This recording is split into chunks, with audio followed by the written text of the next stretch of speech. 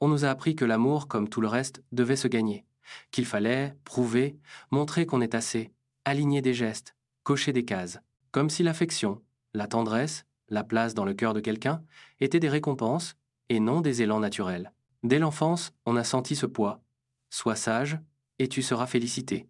Travaille bien et tu seras reconnu. Même l'amour parental, parfois, s'habille de conditions invisibles. Être calme, être fort, être brillant, être obéissant. Et petit à petit, on apprend à troquer nos besoins profonds contre des performances. On confond l'amour avec une sorte de mérite affectif. Alors, une fois adulte, on répète ce schéma. On pense qu'il faut mériter d'être choisi, mériter d'être gardé, mériter d'être consolé. On se dit, si je fais assez d'efforts, si je me rends indispensable, alors on ne m'abandonnera pas.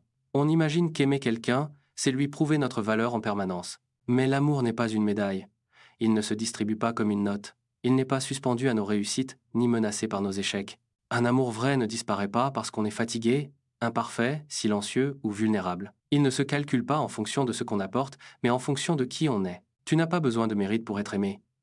Tu as seulement besoin d'exister, de respirer, d'être là, tel que tu es, avec tes forces, tes failles, tes contradictions. Et je sais, ce n'est pas facile d'y croire, parce qu'on a tellement internalisé l'idée que l'amour se gagne. Alors, quand quelqu'un nous aime sans condition, ça nous déstabilise presque. On se demande, pourquoi? Qu'ai-je fait pour mériter ça? La vérité, c'est que tu n'as rien fait. Et c'est justement ça, la beauté. Aimer, ce n'est pas tenir un registre des efforts de l'autre, ce n'est pas cocher une liste de qualités. Aimer, c'est accueillir la présence de l'autre, même quand il n'a rien à donner à ce moment-là. C'est rester, même quand l'autre n'est pas au mieux de lui-même. C'est voir la valeur de l'être avant la valeur de ce qu'il produit. Alors je te le répète, tu n'as pas à mériter l'amour. Tu n'as pas à te transformer en version irréprochable de toi pour être digne de recevoir une étreinte, une parole douce, un regard tendre. L'amour n'est pas une récompense, c'est une source. Elle coule, qu'on fasse des efforts ou non. Et lorsqu'elle est authentique, elle ne demande rien d'autre que ta présence. Peut-être que tu t'es épuisé à courir après ce mérite affectif. Peut-être que tu as cru que si tu arrêtais d'être assez, tu serais oublié. Alors laisse-moi te dire ceci. Ton simple souffle est une preuve suffisante que tu mérites de l'amour. Ton existence, nue et fragile, est déjà un argument. Et si quelqu'un te fait croire que tu dois en faire toujours plus pour être digne d'être aimé, ce n'est pas de l'amour. C'est une transaction. Et tu mérites mieux qu'un contrat.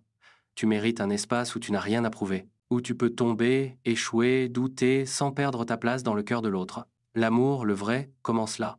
Quand il ne demande pas de conditions préalables, quand il n'attend pas de toi que tu sois performant, fort, parfait. Quand il sait t'aimer même dans tes silences, tes larmes ou ton chaos. Alors, retiens ça. Tu n'as pas besoin de mérite pour être aimé. Tu as juste besoin d'être toi. Et ça, c'est déjà infiniment suffisant.